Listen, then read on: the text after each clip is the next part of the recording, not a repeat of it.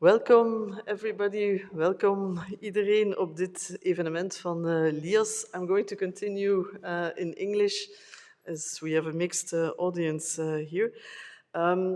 This event is being organized by Lias, sorry. Before I introduce the speakers, I'd like to introduce you to what Lias is, because you might not all be familiar with. Lias is the acronym for Leuven Institute for Advanced Studies. And I'd like to start with its mission statement, which says that Lias gathers scientific insights on major societal challenges based on international and interdisciplinary discussion between leading researchers. And I think what we will be illustrating today is exactly perfectly this: major societal challenges, international interdisciplinary discussion between leading researchers here.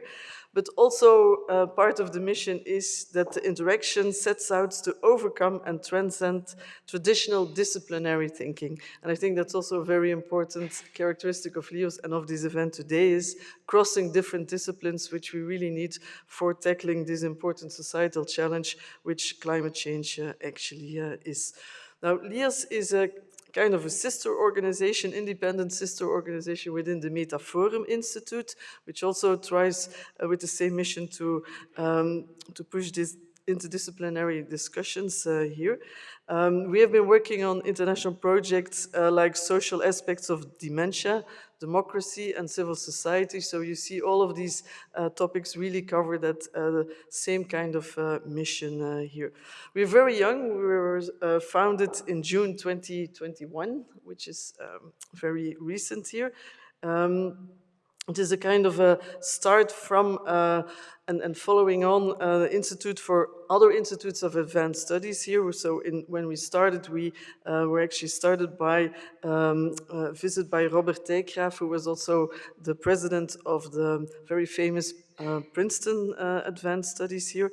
And the first projects that we did were societal aspects of climate change, which is of course, a very good predecessor of what we will be discussing today.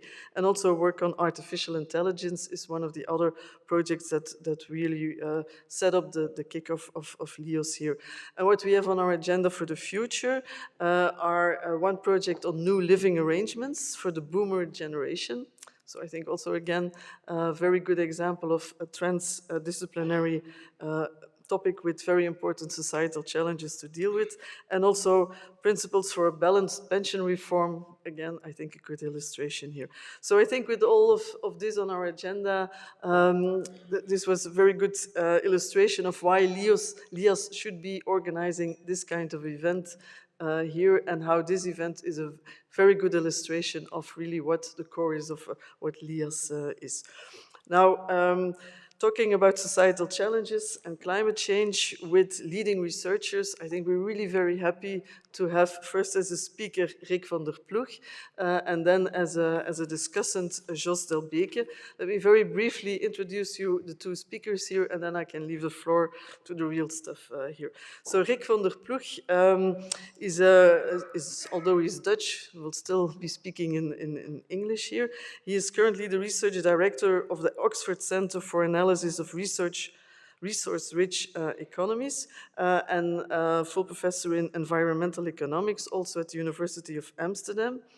He has actually had mostly an academic career, but also made some steps outside academia here.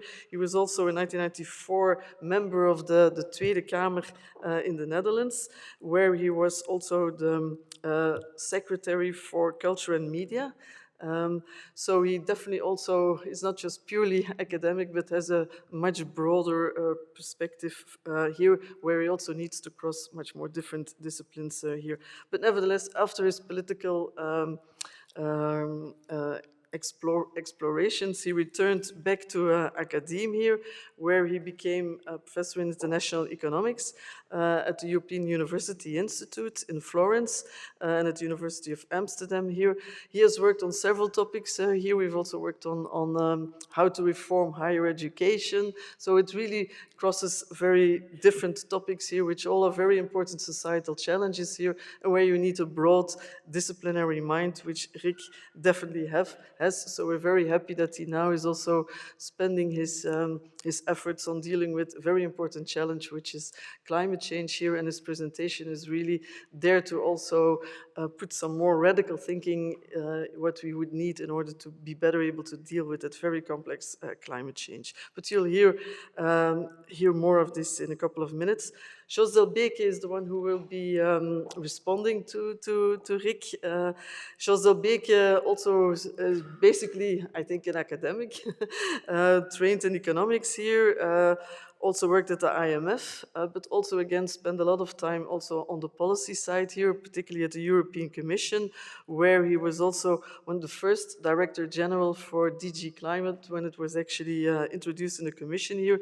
He has been very active, therefore, in really designing the EU policy environment here with the ETS scheme, and also the first steps into the Green Deal, and also in regulation, for instance, in the REACH regulation itself here.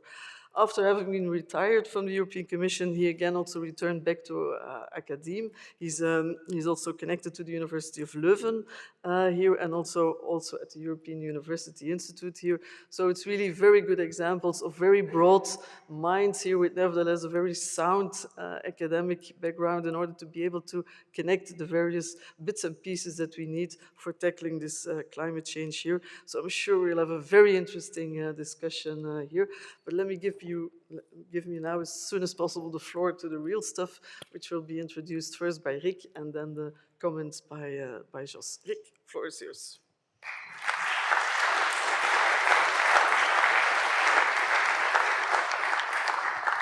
Thank you, Reinhilde, for your introduction. We go back some time, but we have written papers together on higher education. It's always a delight to be back in Leuven. It's such a historic, beautiful city, something we unfortunately have less and less of. We used to call the city of science and chocolate. That's a bit unfair, because every time you come and give a seminar here, you would stock up on the old chocolate and go back home to Holland. I'm half British and half Dutch. I work mostly in England. My background was in physics, but I've worked the last 20 years on economics, longer even. And I'm going to talk about, from an economic perspective, I'm going to talk about a new way of thinking about climate policy. For some of you, it may be not so new, but maybe it's more new for economists than perhaps for policymakers. I'm very glad to be followed by one of the most eminent policymakers I know of. So Jos is somebody who's highly respected far outside Belgium. And he knows more about the nitty-gritty of policy than anybody else. So I think it's an interesting combination. So it also means that I feel slightly. I shiver a bit to talk in front of him, but I'll do my best. So I'm trying to keep it simple. So this is my outline. I'm going to have to tell you a pessimistic story first. Why very little has been done. And then I'm going to explain a bit why so little has been done, what all the obstacles are, political and otherwise. And then I come with a plea for more radical, transformative, more bottom-up type policies, away from what we've been thinking and doing about too much. So bear with me as I go for this. So the first graph we always, when I go to schools, which I sometimes do, like to 12 to 15-year-olds, I show them this graph. So this graph begins at zero, like all graphs begin at zero, but zero is really, think of Manchester, the beginning of the Industrial Revolution. I say Manchester because it's the city of my mum. That's when the Industrial Revolution started. We started using coal, we started emitting CO2, and then we started contributing to extra warming of the planet. So if you look at the black line, which stops in 2010, I could have made it a bit longer, but you see basically the more you emit, so on the bottom axis, the horizontal axis, you see cumulative emissions, the bigger the temperature. And temperature is measured from zero. So just before the pre-industrial revolution is zero. So when people say 2 degrees in Paris or 1.5 degrees, they mean 1.5, 2 degrees higher relative to say 1870 or whatever, relative to the beginning of the industrial revolution. And what you then see, if you then have this 2 degrees, you don't have to be a scientist, but you could take your ruler and put a flat line from 2 until you hit the line. And that tells you how much you're allowed to emit. And that gives you your carbon budget. That gives you how much the planet as a whole we can still emit if you really want to stick to 2 degrees or 1.5 degrees. I'll tell you in a minute what it is. Now, it's a big wafer, and that's like there are hundreds and hundreds and hundreds of climate scientists, including experts on the oceans, because they're big absorbers of CO2, experts on the weather, experts on forests, and they have these large models, and then they give these predictions. So this wafer really explains that there are many modeling groups doing that. But then they predict all the way to, say, 2100. That's basically that red line if you don't do very much, if you carry on with business as usual. And we may even go up to 4 or 5 degrees. So to put it in, we'll be toasted. It'll be terrible. And I'll tell you in a minute why it's the case.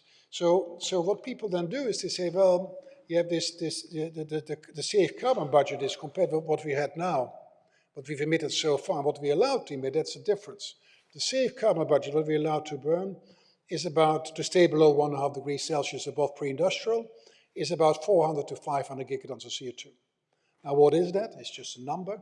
It's about 12 years at current use of fossil fuel. If you look what we spend the planet each day, a 12th of that is what we do each year. So if we go on as usual, we have 12 years and then we're royally screwed. I think that's an overestimate. Because I think there's a lot of stored heat in the oceans. The absorption capacity of the oceans is falling rapidly, so it might be much quicker. I think this is an optimistic estimate. But the 12 years, clock is ticking. It's a lot quicker than 2050.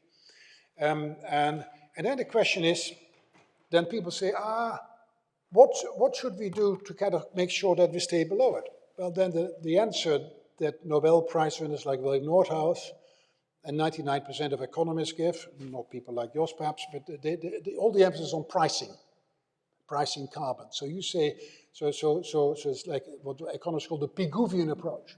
So if in Dutch you would say, de vervuiler betaalt. But it's a bit like, so you count up all the damages, or you price whatever is necessary to ensure that we don't emit more than 400 and 500 kilograms of CO2. That if we're really serious about staying below 1.5 degrees, that's what we have to do.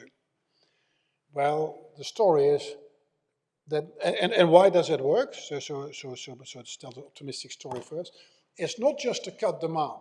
So obviously, if I price carbon, I will put the heating a bit lower at home, at 18 or 19, have extra jumper on. I will walk to the station, and from the station, I will take the train. But also, you will kind of leave the stuff in the ground. If you price sufficiently enough, you force the oil sheiks and the gas barons to keep the stuff in the ground. It's just not profitable anymore to take it out. And that's where we have to go to. It also brings a renaissance, a whole revolution in breakthrough renewable energy technologies.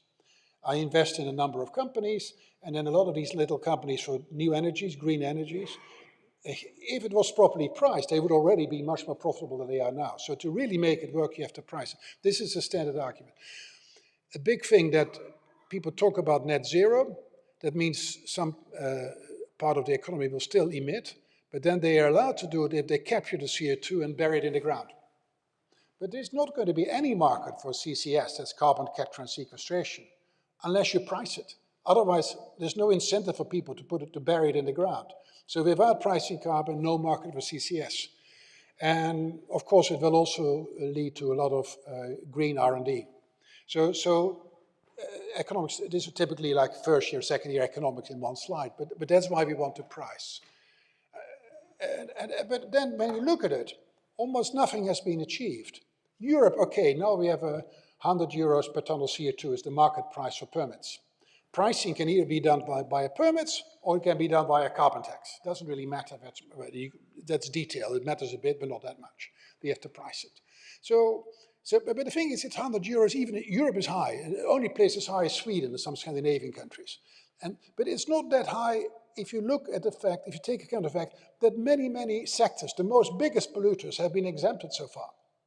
So the steel, the horticulture, cement, aluminium, they may have had free permits. So, of course, we're going to try to change it. But so far it hasn't worked that much. It's been muddled, fragmented, and low, the coverage. And we've also seen a collapse of international agreements. Some of you are old enough to remember the Kyoto agreements. A complete disaster. It hasn't happened. We tried many years, we had 30 years of international tops, and not much has happened. And then if you look at it, we have 6-7% of world GDP are subsidies for fossil fuel. 6 to 7% of world GDP. So, think about it. It's colossal. I think that compared with higher education, compared with health, 6 to 7% of world GDP is handed out as subsidies to the fossil fuel industry. It's gigantic compared with the minute subsidies for green energy. So it's all tipsy-turvy. We're subsidizing the bad stuff, and we only little subsidies for the green stuff. So that's really bad. So I want to leave you with this idea that we've had a lot of good intentions, but the practice has not been as good. Of course, in Europe we're trying to get better. Frans Timmermans and his plans, it's good, going in a good direction, but it still has to be followed up by the member states. So if you look at CO2 emissions, so this is this graph, and the red line is a trend. It just goes relentlessly. It goes up and up and up and up and up. It should be going down to zero. It hasn't gone down to zero, and it's not even, and even after Corona, so after it went down, it dipped a little bit, but it's back to its long-run trend again. So we all talk about it, but if you look at the data, which you always need to do when you're a scientist, we don't see that much of it. We see some hopeful bits in some sectors, but on a macro level and a global level, not enough. And if you look at the carbon price landscape, this is, you just can get this from the World Bank data bank, then you see here these prices per region. This was in 2019, it's not that much different now. And you see that the average world price of carbon is less than $2 per ton of CO2, 50 times lower than the permits in Europe.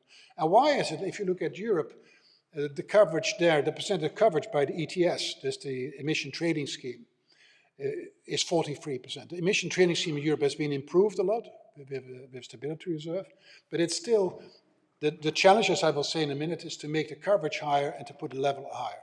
But so far, it's not really that much. So people like Nortas, anybody looking at the facts, we talk a lot about it. In some parts of the world, like Europe, we do a bit about it, but we're not there yet, far from it. So I'm going to give you some obstacles. I'm going to tell you why some of that is wrong. So the first point is there's colossal status quo lobbies. And the status quo lobbies are those firms, oil firms, gas firms, coal firms, but also steel firms, cement firms, industries which depend on fossil fuel. They're scared stiff that at some point things really become green, and then all the investments they have made will become stranded. So there's a risk of stranded assets. So if you then look, for example, if you just do, every year I ask a student to do this, I say, go and look at all the annual reports of all the oil companies, gas companies, the BP, Shell, Exxon, you name it. Go and check out how much reserves have they got. And then count out, if you burn all those reserves which are on their books, how much CO2 would it generate? And then compare that with what we're allowed to burn if you want to stay below 1.5 degrees. You cannot believe what happens. So I'm not even counting Russia or Algeria, state-owned firms, just firms that are on the market. Then you get about a factor 7 times as much. I'll show you. If you see here, the amount you're allowed to burn is a little bit in gray, say 4 to 500 billion tons of CO2. That's what we're allowed to. And all these guys, United States, Russia, China, Australia, India, Iran, Venezuela, but if you go lower, Norway, England, the Netherlands, Mexico, Algeria, all that, the whole lot adds up to 3.5 trillion, 7 times as much. So we have huge amount of reserves, which either are not allowed to be burned, or so the market either thinks these companies like Shell or BP, they are either going to be bankrupt because if you believe in climate policy, or you are more skeptical and you think about climate policy they talk about, there's a lot of talk about it, but they're investing like hell in it. So probably the possibility that's happening is maybe not so high.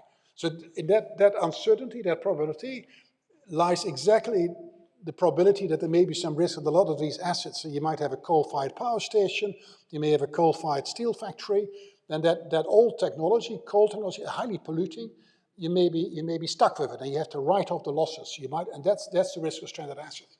And that's at the same time an industry which tries to fight like hell to last as long as it possibly do. And I would if ever them as well. The interesting thing is, if you look at Carbon Tracker, The Guardian is very good on that. There's still, at this moment, there's an explosion of carbon bombs. These are discoveries of new reserves. So they're investing like hell to get more and more gas reserves, oil reserves, and coal reserves, mainly oil and gas. And you think, so, but we already have 7 times too much. But they're pouring in billions of money. So the 200 carbon bomb projects have been identified. And a private equity is pouring in billions of dollars into the sector. Of course, now with the energy price hike, of course, they feel justified in doing that. But it is kind of opposite to what we really want. It's completely contradictory to the climate objectives we've tied ourselves to when we signed up in Paris. So here you go. So that's a big obstacle. They're putting all their money in there. So either climate policy is not credible or somebody's going to burn their fingers. And yet, if you look to, I might be an old-fashioned lefty. I'm not that, well, I'm quite old-fashioned, but maybe not that much of a lefty, but I'm a Labour Party kind of guy. But even, say, right-wing newspapers or established newspapers like the Financial Times or The Economist, they are writing all the time about this Shakespearean moment, this moment that the music stops and people realize we can't go on anymore with this Neanderthal fossil fuel industries. And that no CEO wants to be left holding these multi-billion-dollar oil fields or multi-billion-dollar steel factories, which are based on the old fuel rather than on the new fuel. So that means that investors are already fearing it. And you can see that in the markets.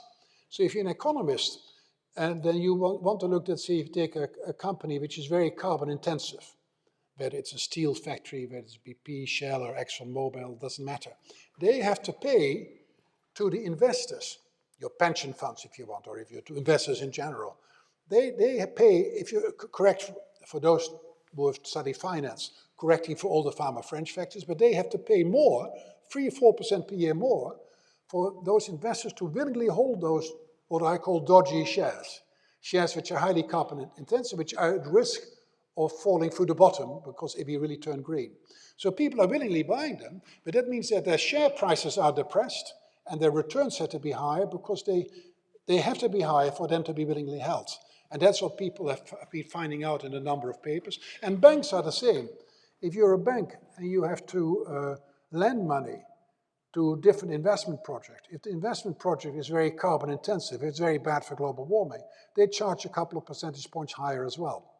So if they lend money to a green project, they don't have to have this carbon premium. But if they lend money to, so in a sense, some of this risk is in the last 5 or 7 years has been starting to be priced in. It's actually good because it means that it's less that they get halted a bit. The market is already doing a bit, doing more than governments. That's what I'm saying. If you want to really put it really bluntly, central bankers and the markets are doing much more than the ministers, the governments. So, well, there you see it. But of course, what's happened in the last year or so, since the invasion of, I think it's today, it's exactly 1 year ago, or as soon as it is 1 year ago, that the oil majors have made huge profits. Look, ExxonMobil, Shell, BP, everything. And due to war and recent spike in energy prices. There was one energy company called BP, and they did a lot of green stuff, and they had credible green plans, and everybody thought this was really good. And of course, it was really the most ambitious climate plans in the sector to become carbon neutral. And it was seen to be victory. But of course, they got much less profits that last year than all the other companies who stayed dirty. So I just wanted to mention it so that you know that. So a second problem are intergenerational international hurdles. So if I want to do climate policy now, that it's going to be costly, either because you have to price for it, you have to pay for new technology, and then current generations suffer. But future generations benefit because they have less global warming. So really it's important also for policymakers to make sure that you compensate the young people today. I know the young people want more climate action than others, but they need to be compensated for that. So for that you're allowed to run up a bit of government debt. And by doing that you can get an outcome where all generations get, no one gets worse off, where some generations get better off. Economists call that optimal. And the same thing for countries. Some countries will suffer if we go green. Obviously, if you have a lot of oil, then we need to compensate them.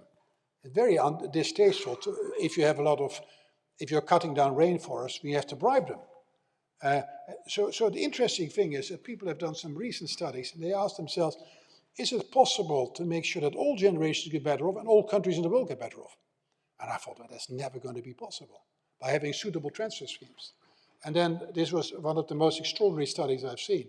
And they showed, yes, it is possible that nobody gets worse off and everybody gets better off if you really do this climate action policy and you have the suitable transfers to give from future to the current generations and to give to poor countries and countries who have to suffer the most from making the switch to green. So it is a hurdle, but it can be overcome in principle. The third thing is leakage. So why did we have so many exemptions in Europe? Why were the biggest polluters not paying any price for permits? That was because they said, well, if you price us, the steel factory will say, you will just import dirty steel from outside the European Union. So as we speak, people have done excellent plans. As a Spanish professor who was also economics professor and member of European Parliament. And to have a wall around Europe, I'm calling it a wall, but basically before you're allowed to import dirty stuff in Europe, they have to pay the carbon tax, they have to pay the permit price on the border, so that is a level playing field. So there's a level playing field, that's what you need anyway, otherwise you can't run an economy. But it also means that the idea of giving them exemptions, the steel factories and the coal factories, that disappears because now you've got a level playing field. There's no reason anymore not for them to pay for their emission permits. But I already hear the sirens. In the Netherlands, I know quite a bit of politicians, and the conservatives and the Christian Democrats have already said, no, you get your exemptions, but we still have the border tax. Well, that's going too far, because once the border tax has been around, once you've made an equal level playing field, there's no need to hand out these free permits anymore to the biggest polluters. That's the biggest scandal of the last 10 years. So we can correct that, so that's good. So, but again, their politicians need to be firm, and I'm not sure whether they will do it. There are other ways to overcome these leakage issues. You could have a climate club, or you could have, you could do a number of other things, but let me move on. A related thing is something called politicians, and I've been one myself. They are known for two things: to recognize a politician if you're blind, behind a screen. These are people who have unnatural tendencies to procrastinate horrible things. They have unnatural tendencies to postpone things which may make them unpopular. And they have natural tendencies to do things that makes them popular. So they love giving subsidies, they hate taxes. And so they will go on the television and say, look, I've signed up for Paris, but then knowing that their successors have to deal with it. So if there is this tendency to postpone and to have the subsidy rather than the tax, we get this idea that people, it's very costly. It's very costly. Every year you wait, it's like with Corona, every year you wait with doing what you need to do, it becomes much more costly, and it ramps up in non-linearly. But secondly, what will happen is that those people, if they know, they're not doing it yet, but they will have to do it before 2050, then if you're an old sheikh, and I asked this, the Minister of Finance of Algeria said this to me, he said, so Mr. Van der Ploeg, what I have to do is, I have to pump up the gas as quick as possible before you start pricing it. I said, I suppose if you put it that way, yes. Now that's called the green paradox. It is that because of these politicians' tendencies to be inconsistent, that induces the market to pump the oil and the gas up more quickly and to accelerate global warming. So that's another thing we have to deal with. So what we really want is we want governments who tie themselves to the mast to 2050, and then for year by year, and that it's really credible, and that any uncertainty about whether we, like Trump, Biden, or Trump, Obama, and then these flip-flop policies, that's the worst thing you can do for the market. Because people will stop investing in the green transition. Another thing, I'll do this quickly, but I say this as a left-wing person, but I know too many politicians who've become very rich from subsidies for wind power or solar power. There's the way, every time you don't price something, but you give a subsidy, there's a possibility to capture it. I won't say, we know, for example, that the many firms, they buy off their emissions by planting trees somewhere, and we know that there's a lot of corruption there. And a lot of work is now being shown that it's actually not as good as we hope to be. And of course, why would it be if you can avoid it? So that's a whole topic, which is one slide, but I mean, we need to be realists and think about it. We have affordable in the title, so let me talk about this now. So when you price carbon, or when you do any old climate policy, it's the poor that suffer most.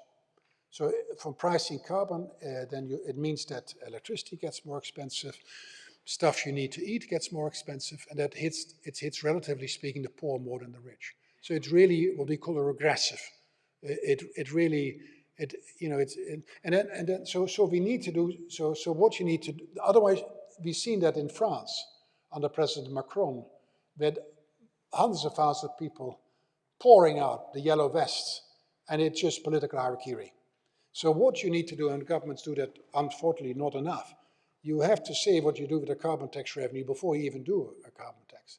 So of course, for the permits that have been used for a large part probably also, but you also say more about that, to also finance the plans in the Timmermans plan. But in a national level, you would recycle some of the revenue to help the poorest people as much as possible to get it politically across the line.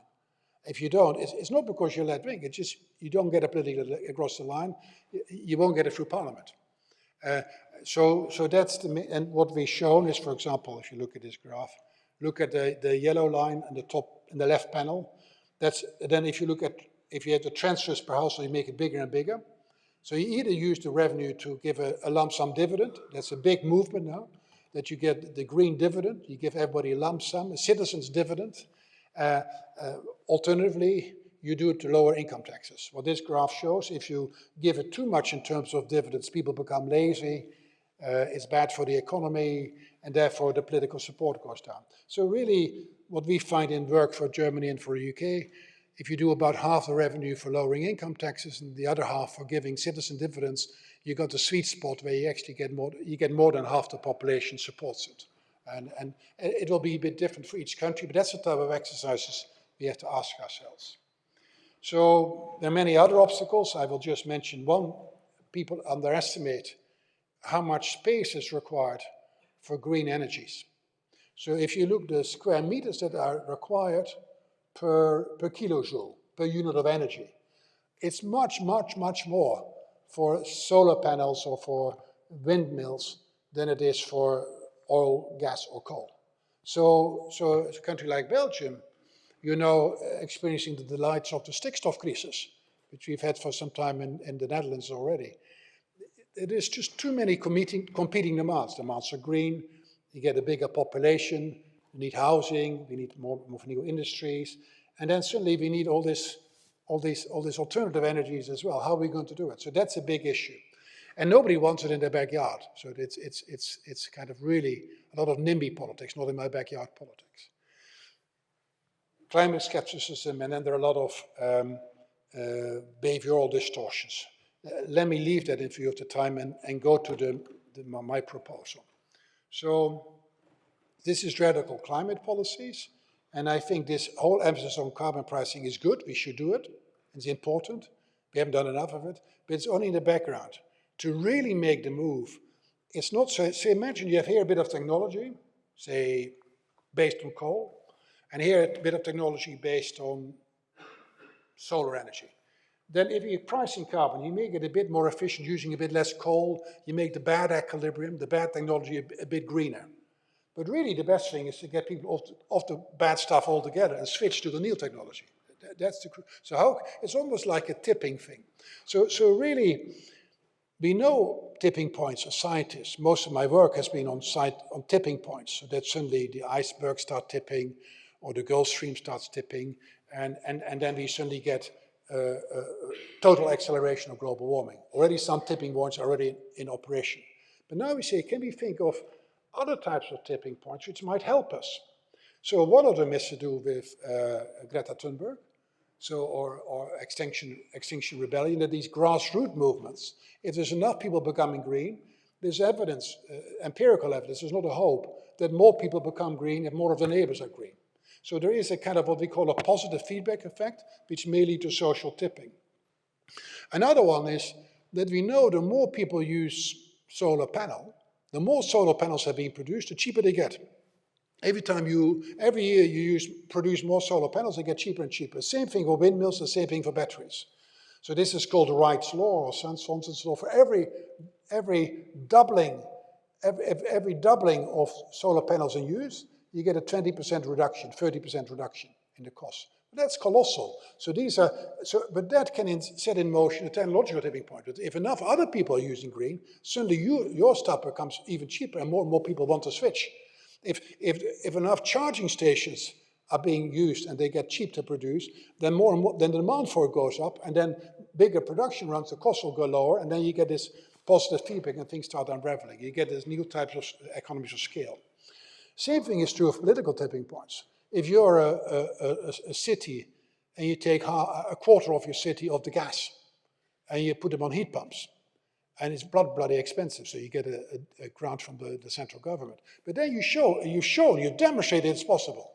And then maybe another city says, well, that's good, I'm going to do it as well. And by the time they do it, it might have become 20% cheaper because you learn and you avoid making mistakes. And then, so there's political tipping points as well. And also, the more municipalities and the more nations really become green, the more attractive it becomes for other nations to become green. So when I was in government and I paid my price, I went to the newspapers and I said, we're going to be green. Labour Party felt like that, but they said, big chocolate letters on the Telegraaf, Van der Ploeg tries to take your car away. And then Wim Kok, who was my prime minister at the time, he said, well, anytime you do the next, first show me that they've done it in Germany, and if Germany does it, I'll do it as well. And otherwise, shut up. So it was a kind of political harakiri to talk about these things, and of course later. But what I think what we're trying to do is also networks. The whole economy is full of networks if you can leverage those networks to get the key actors in the network to start making the switch, then other people will make the switch, and then you can turn a whole economy around. So we're really talking about transformative policies, or about, if you want, a revolution. Whereas this pricing carbon is useful in the background, but it's really marginal stuff. So really what I'm arguing for is that most of the models, this IAM, are called, so most of the models have failed to take account of these peer effects, have failed to account of the fact that returns to scale, they failed to take account of learning by doing, and they failed to account of networks. So I think that's something we need to do. So, and carbon pricing alone doesn't do it. So what I'm going to argue for a case, I will leave this, I ask you one diagram, just to teach you for those, because we are in a university. And this is the only little slightly analytical thing. I feel embarrassed, but not too bad. So a blue line, take the left panel, blue line and a red line. The blue line just shows is a preference you have for green goods. It's a preference parameter in a utility function. And it can either be low or it can be high, low or high. And there's a little upward sloping segment in the middle. So that upward sloping segment in the middle, that's as the whole population suddenly gets greener. And on the horizontal axis, you got the share of the population having already heat pumps rather than gas-fired houses. So the more people become green, the more other people become green.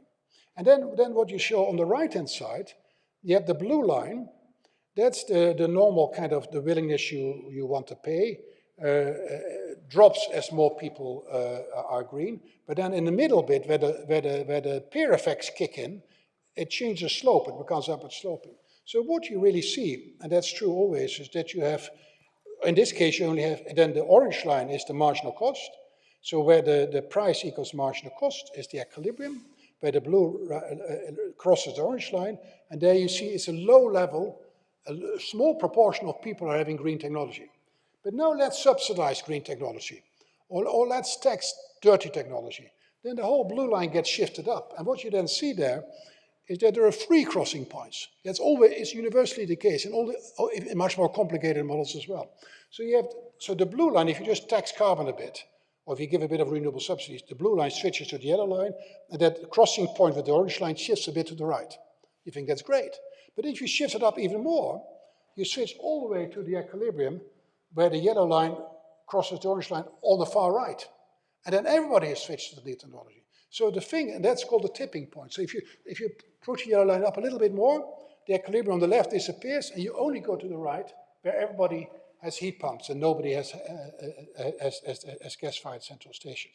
So the challenge for us is to not so much think how you can get a bad equilibrium, a dirty equilibrium, a bit cleaner, but really how can you switch from a bad equilibrium to a good equilibrium. The good equilibrium is where everybody has green technology, and the bad equilibrium is where everybody has these petrol cars. The good one is where everybody's got electrical cars. Or where, the bad one is where everybody got a gas-fired house. The good one is where everybody has a heat pumps or whatever like that. And then what kind of radical policies can you make sure that you flip it? I'm almost done. So this is this law which is often used for this. If you look on the technology side, the same story holds. So this shows you the modules for a solar panel per watt were up to $100 in the mid 1970s. $100 per watt. So hello. And now they 5 cents. It stops at 2001. It's gone down more. It's a log scale. So if you look from $100 to 5 cents, it's almost nothing, isn't it?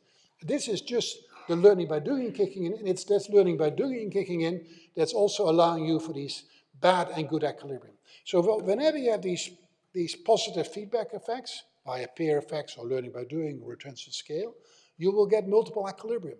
So if somebody produces you an economic model, this is the world, it's wrong. It depends. There are multiple equilibrium, bad ones and good ones. And really we have to, I think politicians, if you tell the story, it resonates. We say, right, we have to go to the good equilibrium, not get the bad equilibrium a bit better. So I won't do this, but this is actually quite interesting. So what you can do is that you need a policy that's stronger. If you calculate an optimal policy, it will get a local maximum, but you need to do much more. You need to have a temporary big push. Let me call it that way, it's better than the slide. So what you need is a temporary big push to move everybody across to the other technologies, and by the time they've come across, nobody wants to go back to a petrol car once they got an electrical car. Nobody wants to get back once they made a switch to technology. That becomes what we call a Nash equilibrium. That becomes, people get locked into it. And from that point onwards, they don't want to move away from it. So it requires a radically different way of thinking, which I think is important. So there are many extensions. I will stop. I'll almost stop. So there are many ways of. This also has a dynamic phenomenon. If I know a dynamic phenomenon, so if I know that people in the future, it will depend on what I expect people to do in the future. If I know that the economy is invariably going to become green, I probably make my switch more quickly. So if I know that we will, so its credibility matters enormously. So anything the government can, so in monetary policy, we call this forward guidance. If policymakers can give forward guidance, incredible forward guidance, and say, look, we're going to make this move to green technology, whether you like it or not, and we're going to stick to it. And I'll demonstrate that we're going to stick to it by taking appropriate actions. Then you will see a boost that you flip to that green equilibrium rather than the dirty equilibrium, and then things can get moving. So the dynamics, and you can do part of that particularly, don't read the slide, because if you lock yourself to new technologies, so that means that your political successors say that if they're dirty, like Trump, they have no incentive anymore to move back to their coal technology, because you've already invested in new technology. It becomes just as difficult to get out of the new technology once you've invested in that, like it is now difficult to get from brown to green. So really, what people are now talking about, I'm really done, but I want to make a few points about the politics. So what economists have been bad at is to assume the mantra of economics, as you go do your undergraduate, is that preferences are exogenous, that preferences are fixed. We have our preferences given like manna from heaven, that's it. But as I've been telling you a story, no. People are able to change their mind. They're able to change their preference for green goods if enough other people do it. And yes, production costs are not given. They can change as these learning by doing kicks in, and if these returns to scale kick in. So and if you leverage those, then you can with a grand coalition, what I call of visionary politicians, business leaders, and people in society, you can shift from a bad to a good equilibrium. So all this stuff, what I'm saying is that what we're doing in academic work now is that we have networks. We have every firm in the economy, every bank in the economy, and they're all connected. You can draw arrows and things like that. And then when you look at it, when you analyze networks, it's a big topic. then you see some of these are big nodes. That's where all the action is happening. If you leverage those guys, which of course you do have a carbon price, it's forbidden, you don't, and then they can certainly change the whole network and flip the network. So if you leverage the network, and particularly the point is what people talk, what sensitive intervention points are there? So that you can make sure that the system flips from brown to green. And that requires a different way of thinking. That last point is a paper published in Nature, and it's been incredibly influential among policymakers. So this is my slide, I'll leave you with this. A quick summary. Despite decades of international summits and of economic advice, little progress has been made so far. Of course, Europe has not been too bad. There have been obstacles to successful implementation. I mentioned green paradox, I mentioned leakage, I mentioned risk of stranded assets, I mentioned the politics of adverse distribution effects, lobbying, and there are also psychological barriers. I've said that marginal policies to engineer green transition, that's 99% of the economics literature, is wholly inadequate. What we need is transformative policies that shift an economy from a bad to a good equilibrium with low emissions. And we need to pay attention to the key players in various social, economics, and ecological networks and find policies to leverage these. So I want to leave you with that, and I hope for a very interesting discussion. Thank you.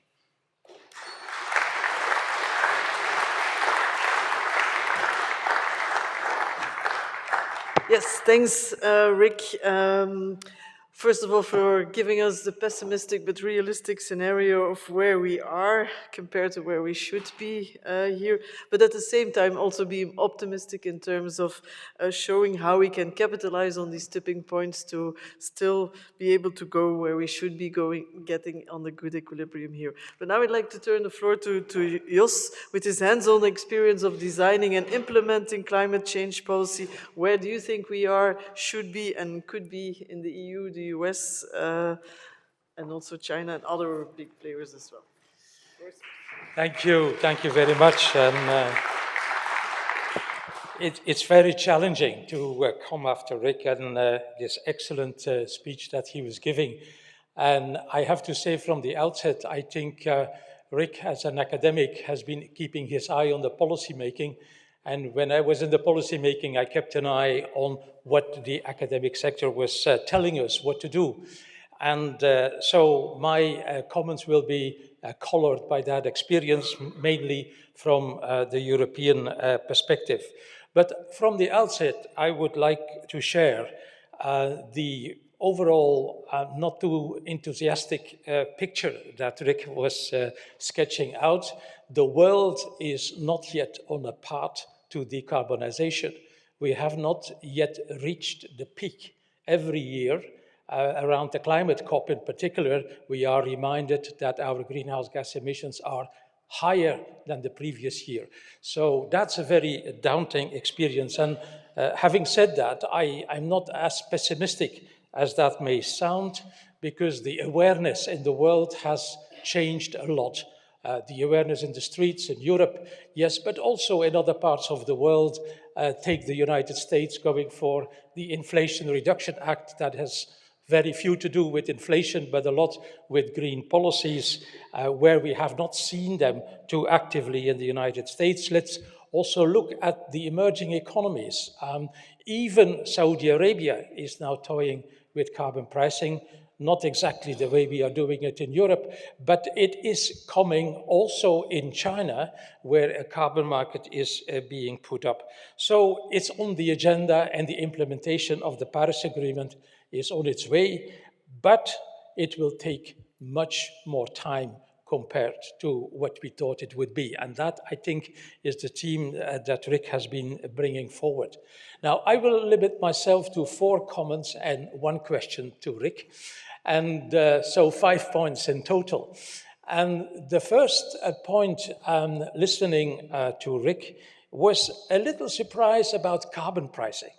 I would have thought, as an economist, that Rick would have pleaded much more proactively in favor of carbon pricing. Not that you have said it is unimportant, but if I compare it to the theory of the tipping points, in particular the behavior parts, the extinction, rebellion, and consumers, I think that carbon pricing is a very important basic element.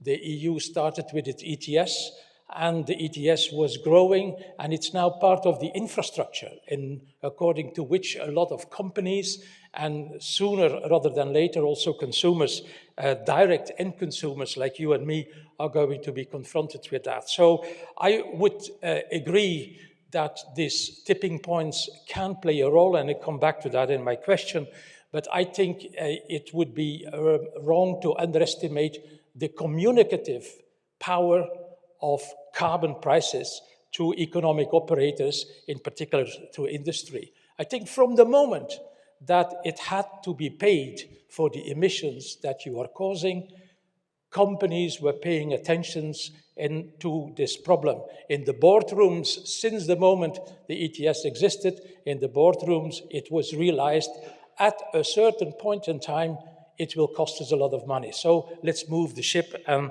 I think that's a very important element. But what I strongly agree on with Rick is that 20 years ago, say, professional economists looking at the environment would have overdone it, would have said, only a carbon price is going to do the job.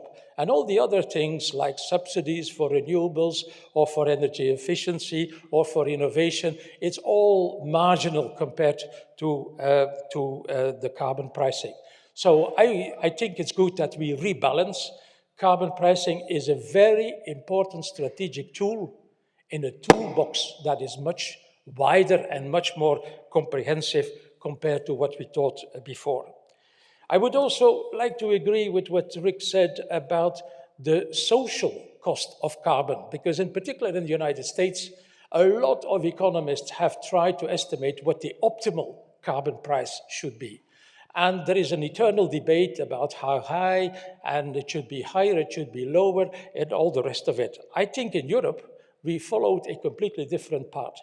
We did not wait for the ideal estimate of the social cost of carbon, but we were following de facto a trial and error path.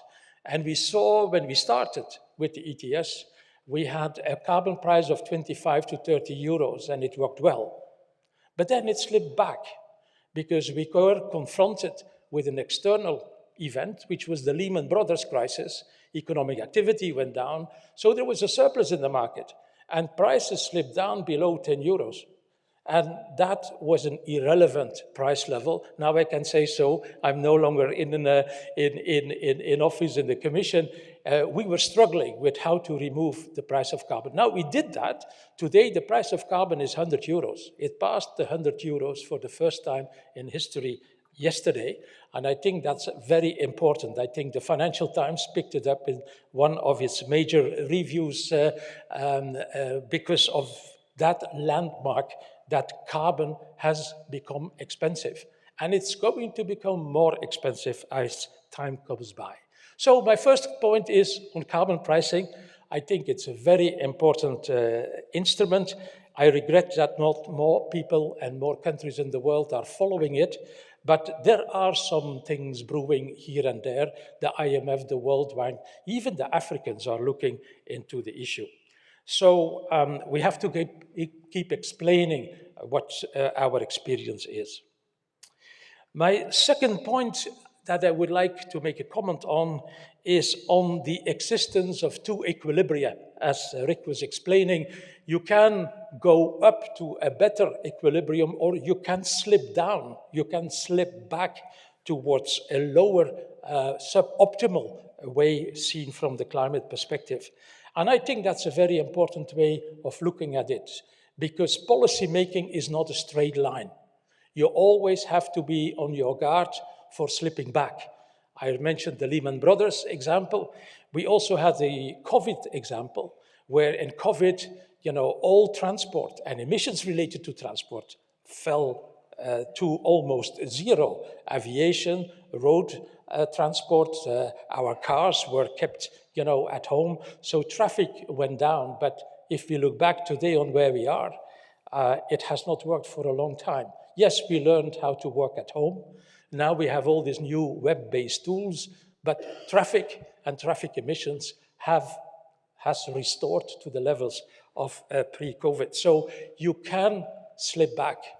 And where I think, Rick, where I would put a higher factor of realism on is that people are very inert. Inertia are everywhere. People hate change. And that is where I'm holding my breath on the tipping points that behavioral pressure groups may bring forward. Because the masses, the big percentage of the population is not fond of change. They want to keep change as it was. And the example of COVID and that we are all driving as much as we were driving before just indicates that. There is a slippage back because of inertia by humans. Also, companies are stuck in that inertia, and politicians are following that inertia. And so you mentioned transfers. They are very important transfers to overcome the inertia of that is in the system. But we should be more clear from the outset that these transfers are temporary and they are going to die out over time.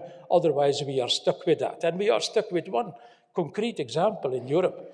We have now a CBAM, a carbon border adjustment mechanism. It has just been decided 2 months ago, which is a border tariff for the carbon content of the goods that are being imported, and that's good.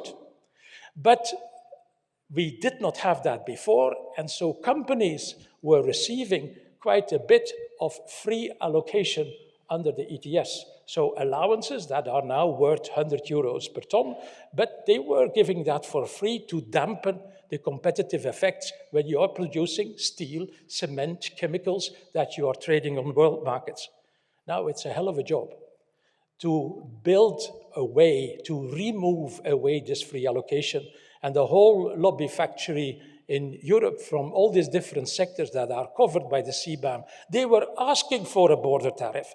And they knew once the border tariff would be there, that this free allocation would be removed. These are now the first ones to lobby against and to say, we need more time, we cannot do it like this and like that. So slippage back because of inertia is, I think, a very important element. We saw it also very recently with the energy prices in Belgium, in Flanders, where we would restructure the VAT in favor of an excise duty system. I think we are not yet there, to put it mildly, because everybody is used to this low VAT. So that would be my second point.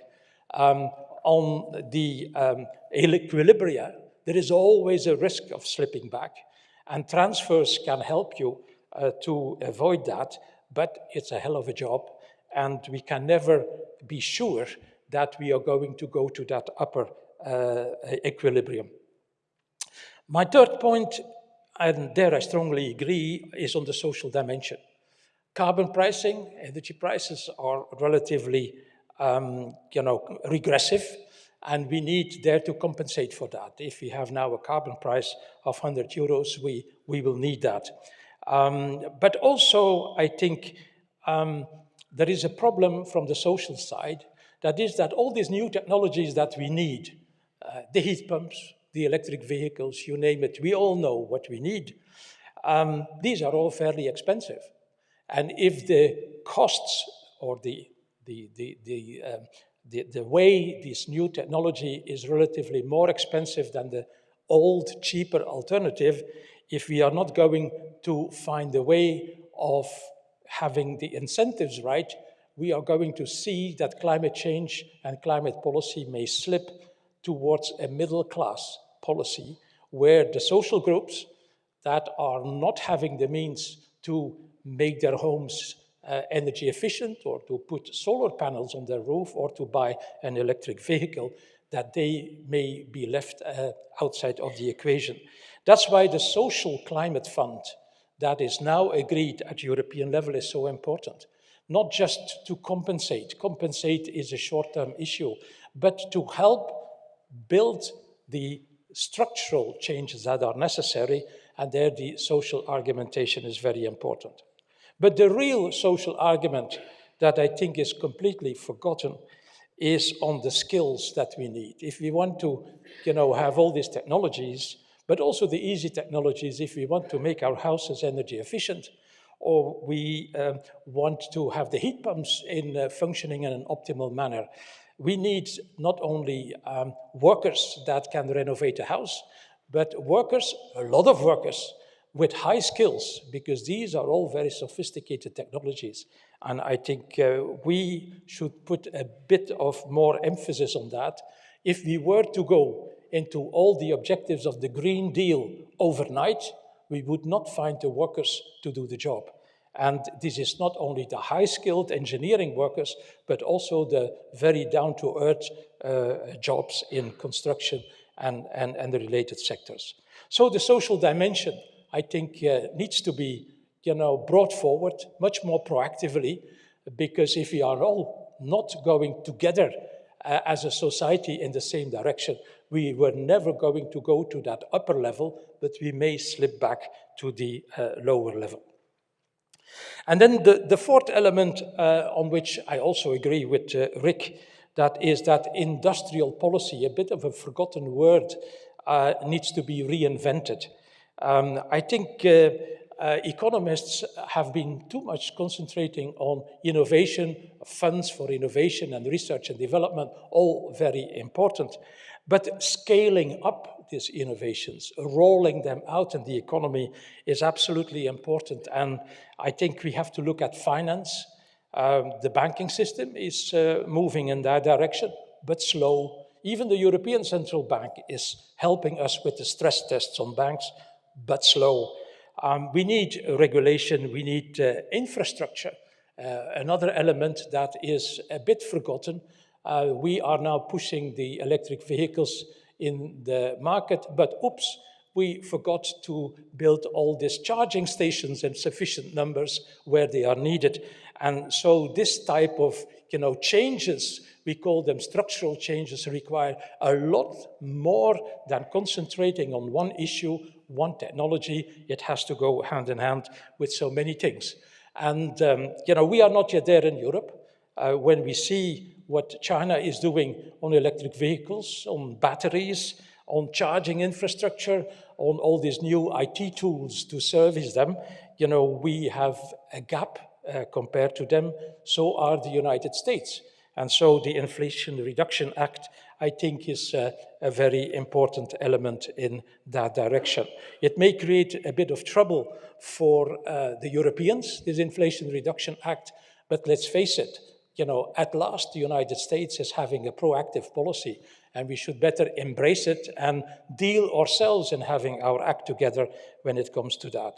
Now, I think that even the Inflation Reduction Act may be much less important compared to the energy prices that are paid in the United States compared to Europe. I think that may be a much more important element. And that brings me to the question, because energy prices brings forward the war in Ukraine. The war is not yet over. Energy prices, gas, electricity have come down, but we are not yet at the end of the story. So my question to Rick is, are we today not approaching a tipping point, as you are describing it? And I mentioned three elements in that respect. The Green Deal in Europe is a comprehensive policy. It's not just industry and transport and energy. It's also banking, it's finance, it's industrial policy, it's protecting us at the border, etc. It's a comprehensive policy.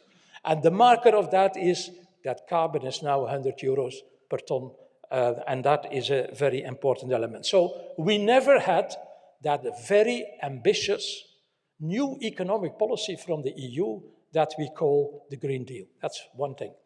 Another thing is, as I mentioned, the United States going for their IRA. They are moving, and that's new. And on top of that, we have the war in Ukraine. And what the war in Ukraine has been showing us is that there is no future for fossil fuels. That's basically what it is. We were concentrated on gas, but we also were importing coal and oil from Russia. It has exposed our dependence in Europe tremendously, and not only in Europe, because these higher prices for energy are spreading all over the world. So if I take the Green Deal, the United States IRA, and the war in Ukraine, are we hoping for a tipping point so as to go for that higher equilibrium? Yes or no? That would be, I think, a very relevant question for the debate here, because how disastrous the war is, and I'm not in to minimize the effects of the war, and I'm not welcoming the war, but the war is there, and it exposes us to something where we needed to be exposed, namely the use of fossil fuels. And that is maybe where we have an opportunity. So to conclude, these are a few comments. This is my question. But the real point I wanted to make is that your title is the green transition achievable and affordable? And I would say, in reality, it's incremental, it's gradual. But being incremental and gradual may, in the end, be more radical than it looks like. So that would be my conclusion. Thanks very much.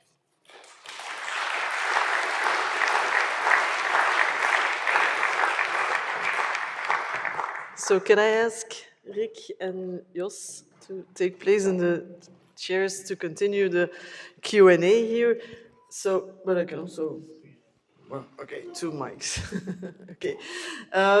So I would first, before we start with the general Q&A from the audience, I would first like to give the floor to Rick to actually answer a few of the questions that are raised by Jos here. So the question on, can we make the carbon price more, even more powerful than it is? Do you believe in this instrument more than what you had suggested here? And also the way in which you can combine and need to combine carbon pricing with subsidies. Are we doing that in the wrong way? Or are we getting enough out of the combination that you highlighted? And then I think there is also the big question on this, taking into account that we have this risk of slipping back to the bad equilibrium when there is no learning from bad practices or inertia here. Did you take that enough into account in your model, that we might never get to the good equilibrium, but if there is too strong inertia, always get to the bad one here?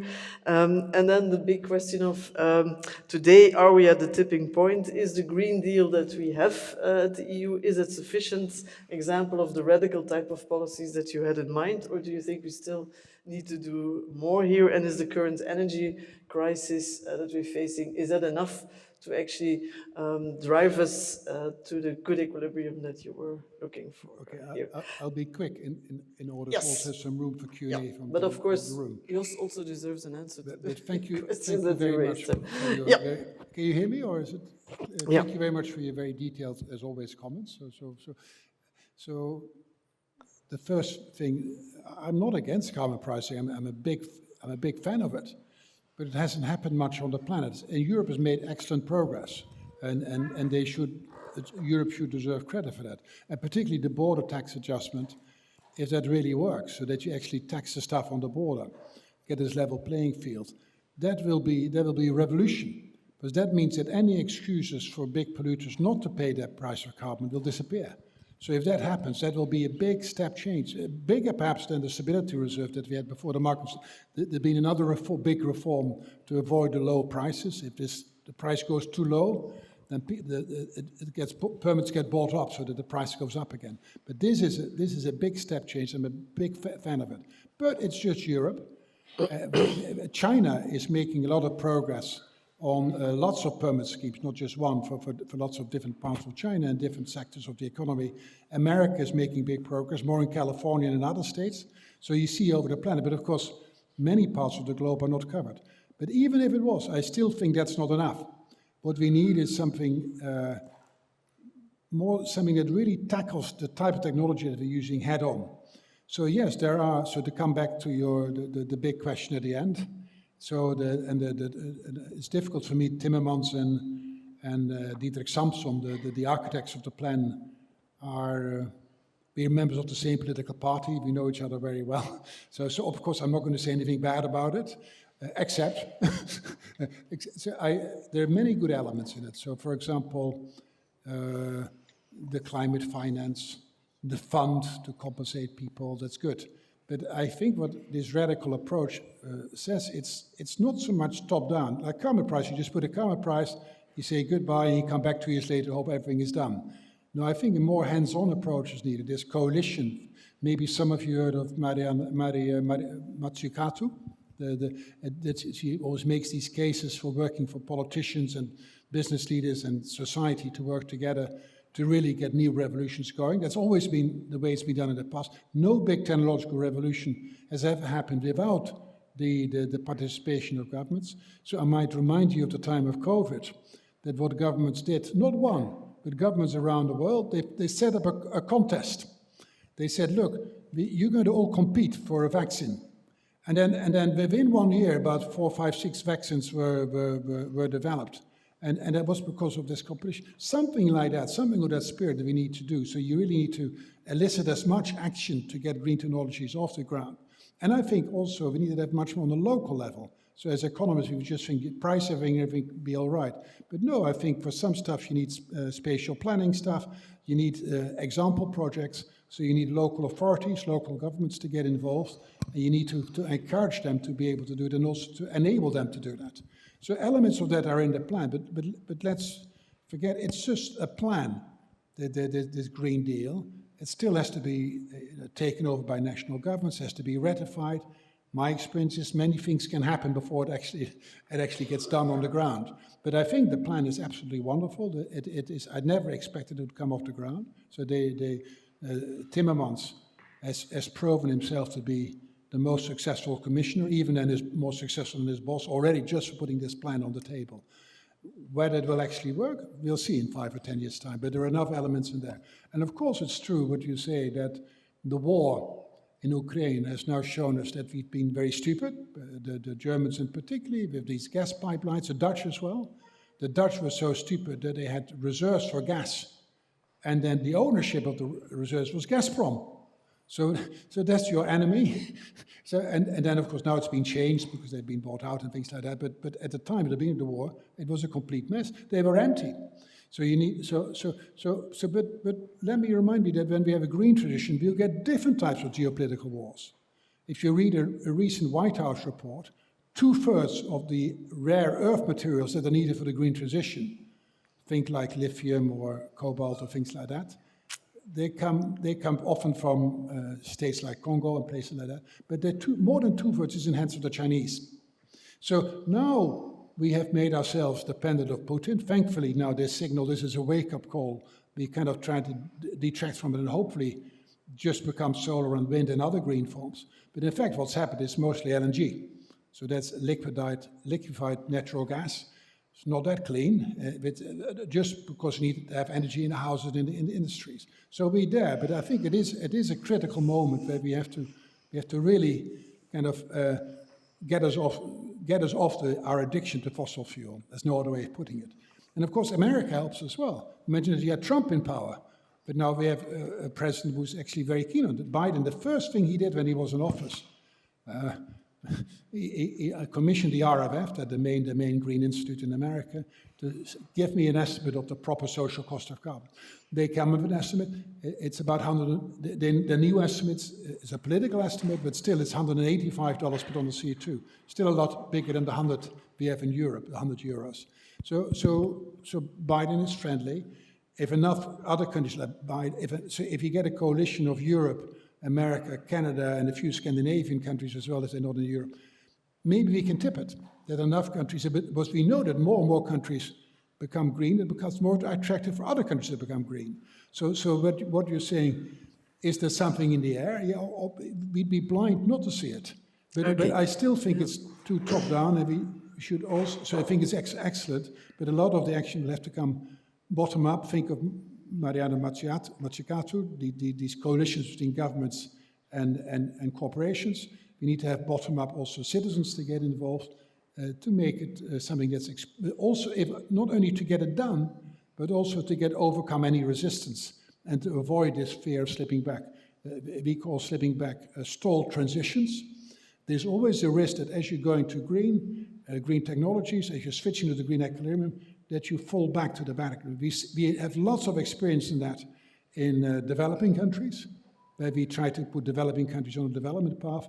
Slipping back there has been the order of the day. So we know very well that there's a real risk of that. And you need continuous attention for that. So you need governments all over Europe who are in favor of that. And we're going to support those plans, and otherwise it's not going to happen. But I think we are in an interesting time in Europe at least, where we at least have a chance of going that direction. Sorry.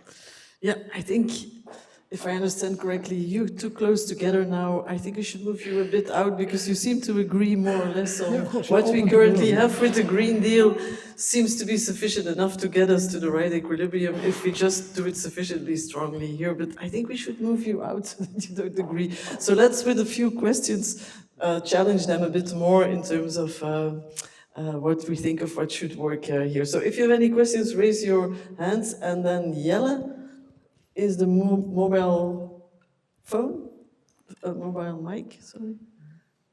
I don't think it's working. Maybe somebody from behind. So can I see? So, yeah, you need mine. I can use this. That'll probably work. Try it. Yeah. Yes, does it work? Yes. So Okay, Jelle, okay. you have the responsibility to check the question. So we've one, and one. Yeah, Hello? 4. Yeah. Yes.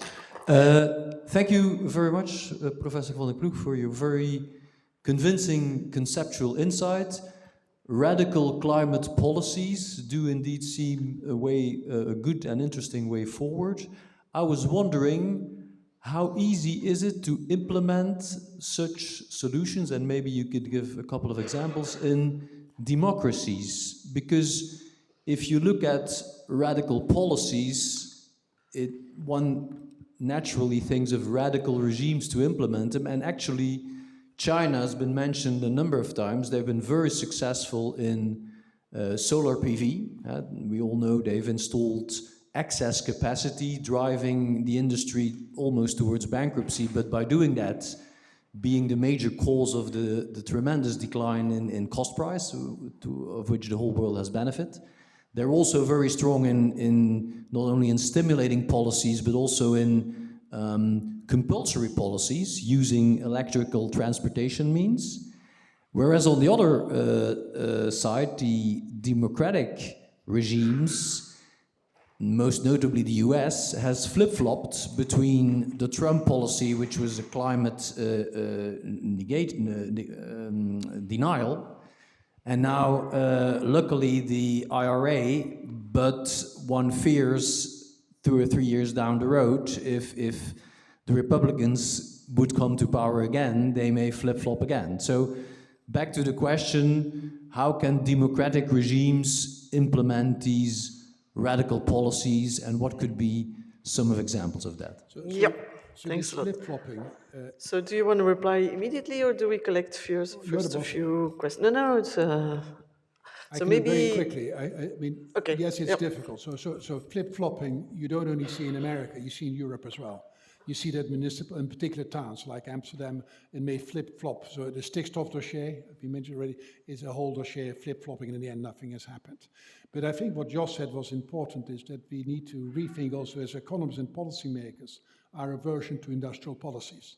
So I think that active industrial policies to engineer this move from brown technology to green technology is important. And therefore I think it's only successful if you, like small countries, it's easier because everybody talks to everybody, but to get industry, universities, politicians and the people themselves to get behind this common goal, then I think it's possible.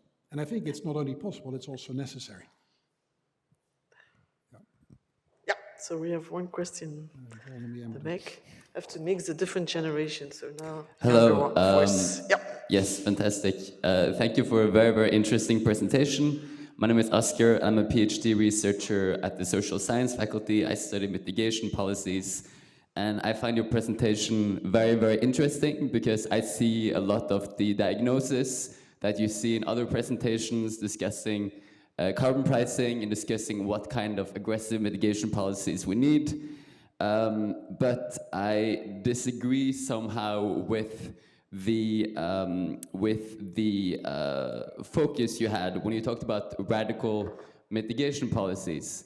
Because what you did bring up was that, yes, we need many different types of policies, and you did bring up the need for intergenerational equity, but you didn't talk sufficiently, in my opinion, about equity between countries. And so when you really would like to diagnose and to discuss the climate change issue and take it seriously and talk about radical solutions, I find it a big blind spot that you didn't talk about the equity issues and discuss about how are we going to have low carbon development in emerging economies in the future, and what kind of wealth transfer does that involve. So I definitely think that your presentation was spot on in terms of repudiating carbon pricing and talking about how we need new climate change policies, but I don't think that it was specific enough in terms of thinking about the equity between countries and the people that are impacted by climate change right now in other countries outside of Europe. Yep, So, thank you. that's indeed fair question to ask, an issue that you, but perhaps also André one has a very related question, so maybe we join and then you can reply, Eric. Is that okay? It's a comment indeed on one of the hurdles connecting to the previous question. One of the hurdles that you said was the presumed regressivity of carbon taxes or climate policies more in general, and you pleaded in favor of, at least for the politicians, to communicate preemptively already what you will do with additional revenues of, for instance, carbon taxes. But don't we fail that? Is that presumed regressivity not a bit estimated because we fail to communicate to people that the benefits might also be pro-poor? Yeah. So first, the probability that you have a house in the Vesder Valley, which was inundated 2 summers ago, the probability that a rich person has a house there is much lower than for a poor person. And if it's the case, well, they might have their second home to move in. And so I think we under-communicate that both within the richer countries, but certainly, and that's the connection with the previous question, at the global level, the benefits of avoiding the damage of climate change might be very pro-poor. And for instance, in the yellow vest discussion, this is never raised, and I think this is an important message to bring also into the public debate and the public discussion. Yeah, that's why mitigation and adaptation always have to be combined. Rick? So very quickly, so the question at the end is absolutely correct. I could and should have perhaps talked about it. I call it climate justice. So the Western countries have historically, since this period zero there in Manchester, have done most of the emissions, and most of the costs fall with developing countries. So it is a huge historical injustice have been caused vis-a-vis the poorest countries on the planet. So there was a little bit in my talk where I obliquely referred to it, that we might have to compensate those poorest countries. One, because Bertolt Brecht, some of you may speak German, used to say, "Erst kommt das Fressen und dann die Moral." And so first you need to eat, and then you can worry about morals. But if they're that poor, that for them climate policy may just be a bit too far. They hurt most by it, but the thing that's most concerning is to get shelter and food. So we have a moral duty, because of this climate justice argument pointed out at the back, to do something for the poorest people, particularly in the developing countries. Now, your point, it's true that the damages hit the poor much more than the rich. Not only the poorest countries, but also the poorest people in society. So if you think that poor people, that kids often go to schools on the side of high roads, so they get a lot of these respiratory problems and they die 5-10 years earlier. So what China is doing a lot is not because they maybe care so much about global warming, but they're mitigating emissions to get less respiratory problems in their cities, to get less air pollution. And that's fine if you use that, that's good. But I think it's true what you say, that people could emphasize that much more. Although we know from experiments that even when you inform the public rightly, they may still be against it. But we can talk about it separately. But yes, it is important. Extremely important. So I also would like to give the floor to Jos, because in terms of this compensation for poor economies at the COP in Egypt, this was a big issue. And you've all these experiences with how these COP meetings actually go. So how do you think, how realistic is it to have this solidarity fund? Well, there is only one little element I would like to add, and that ties in the argument that André brought forward. That is that the emphasis of the funds being used should be mitigation. And that is sometimes forgotten in the fair and social and justice argument. Right. It's concentrated on the transfer, but transfer is not neutral. What are you using the money for? And that should be mitigation. Otherwise, you run into circles. And I think that that element should not be forgotten. I think that was implicit in what Rick said as well. Mitigation is the most important. Preventing climate change, and then see whatever needs to be compensated, but let's have the order right. Yeah, there was also the standpoint of the EU to have these mitigation plans from condition.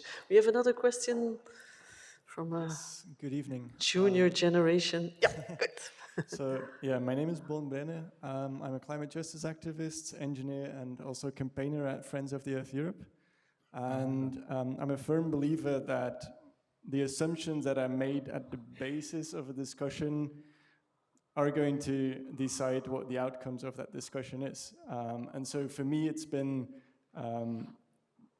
quite a surprise that the assumptions that were made as a basis of this analysis presented were not the way that that I see other academia in ecological economics look at the problem. I've written some of them down. For instance, indeed, as was said before, the inequality argument is something that is extremely important in the analysis, but also, for instance, the carbon tunnel vision, where we're going to... Sorry, the carbon tunnel vision, where we're only going to look at greenhouse gas emissions. I'm not going to look at biodiversity loss, ocean acidification, land use, etc. I've also seen 3 citations to Nordhaus.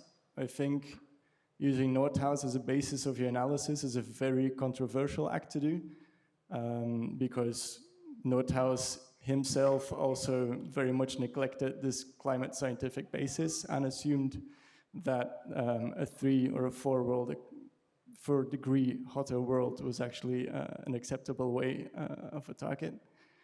So we know that looking at these planetary boundaries, that there's no possibility to have infinite growth on a finite planet. And I know that all these things, all these assumptions that I've just mentioned to you, you know these because you're an ecological economics professor. So my question to you is, knowing all of this and knowing that actually switching to renewable energy without addressing infinite economic growth, why did you choose to ignore these facts, trying to make this analysis? Okay, so how sensitive are your results to certain assumptions, I guess? First, a simple answer. I have a half an hour, so you focus on a particular topic. Yeah, that won't satisfy you, but that's the reality of it. But addressing your point seriously, what you call slightly unkindly this tunnel vision, I agree with. So you should take a broader perspective. Indeed, I have students working on biodiversity, people working on water. All these 9 planetary boundaries are, of course, connected. I presume refer to the work of Jan Röckström and people like that, popularized by Kate Rayburn, for example, in the donor economy. But it's basically Jan Röckström's work on these 9 planetary boundaries. They're all important. You can't really, so what I agree with you immediately, there's no, I don't want to have a disagreement when it's not there, that a lot of these problems are interconnected, internationally, intertemporally, but also if you don't have good biodiversity, you may also have less capture of CO2, for example. If you don't have a good water and the climate problem are interconnected, stickstoff, nitrogen problem and the climate problem are interconnected. So yes, I think that's right. That would have been a different talk, which I could have given to you as well. Then you said, you mentioned this thing about Nordhaus. If you would have listened, well, you have listened carefully, but I did cite him, but I cite him in a bit critical way, course, there's not that much emphasis on, so when there are all these learning by doing effects in technologies, so that means that a lot of these benefits are not priced by the market. So economists would say we need to subsidize that. That's in fact what the Green Deal does as well. That's not part of Nordhaus's work. Nordhaus's work has unique equilibrium, doesn't look at different types of technologies. So I was being polite, but I will stay polite, but I actually agree with what you said there.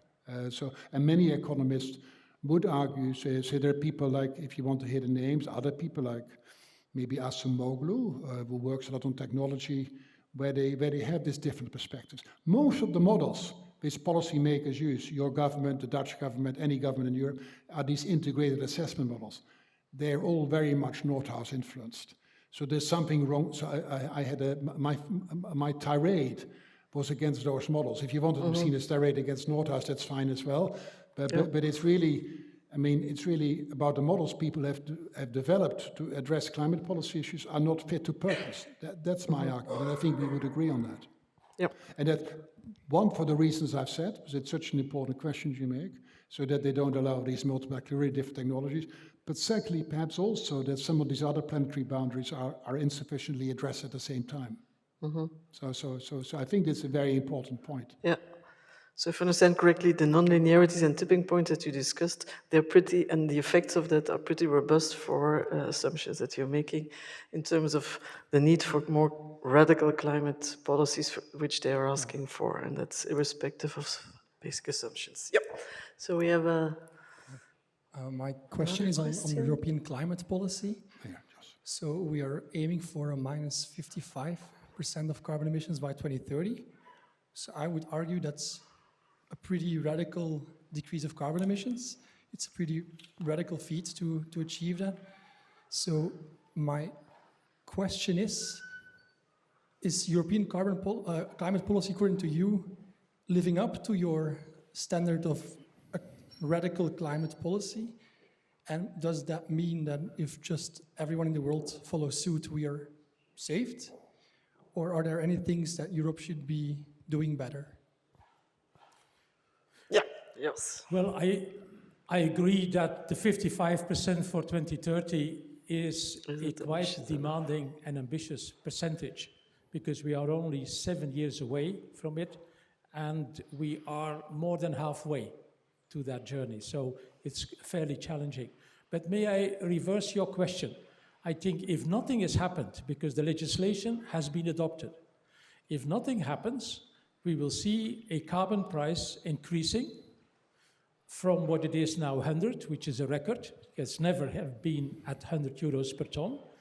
The carbon price may increase to 150, 180, 200 euros. And what I would take as your argument is the policy making that is not going into a straight line, is that not going to lead to a backlash where our industries are saying, but look, we have now a CBAM, but at those price levels, we cannot compete on international markets.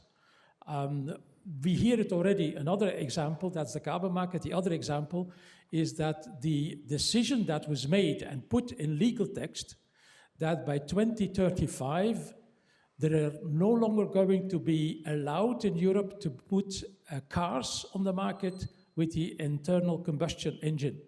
That means the cars as we know them are out by 2035 as new models to be put on the market. Second hand is going to still there. Now the grumbling is starting by CEOs from car companies who say, well, we cannot make it. So a backlash may be coming there as well, and then there is always someone to refer to, either the availability of raw materials or the batteries that are expensive or the consumer that finds the cars too expensive, etc., etc. So what I'm fearing more is that the consequences of that radical plan, I think that it is more radical than perhaps Rick was admitting it. When we see the rolling out of the plan, it's going to turn out to be pretty radical. And we see it in Flanders, let's face it, where we have to have renovation rates of existing buildings way beyond the 3% to make it reasonably within reach of the 55%. And our political class is saying, but it's not affordable, it's not achievable, let's go for a lower kind of ambition. So you see it even in the politics, let alone consumers or companies that may create a bit of a backlash. So I'm more on my guard to how to manage the backlash, and that's why we need a social climate fund, we need a proactive industrial policy to move faster towards the goal that we need. Otherwise, we may find ourselves in 2030 saying, oops, we missed the target. And that is perhaps the ultimate backlash that we have to avoid. Not meeting a target that was put into law, has been approved by all member states, is a major piece of work to be done. So to put a long story there, it's ambitious. We are going to increasingly see it, but I'm not sure that we are weaponed already against the obvious backlashes that are going to go, and we should reflect on that. Okay, thanks. I think we have to leave it here because of time constraints, and we clearly haven't said the last words on this here. And so we clearly need to continue the discussion. We cannot afford to tip back on the discussion here, but I think the discussion today really made clear how serious the challenges are that we are facing here. But I also take it that you tend to agree that actually following the course that we have set out now and consistently sticking to that and even marginally improving on that is a sufficiently radical approach here to make sure that we have a fair chance of getting to the right good equilibrium here. So thanks a lot both to Rick and to Jos for sharing their really wide experience and insights on this here, and we hope to be able to continue the discussion within Lias, but also beyond here. So thanks a lot for your participation and your active interventions here, and keep up the thinking on this. We will need this to be ordered to get to the radical incremental way of improving. Thanks a lot.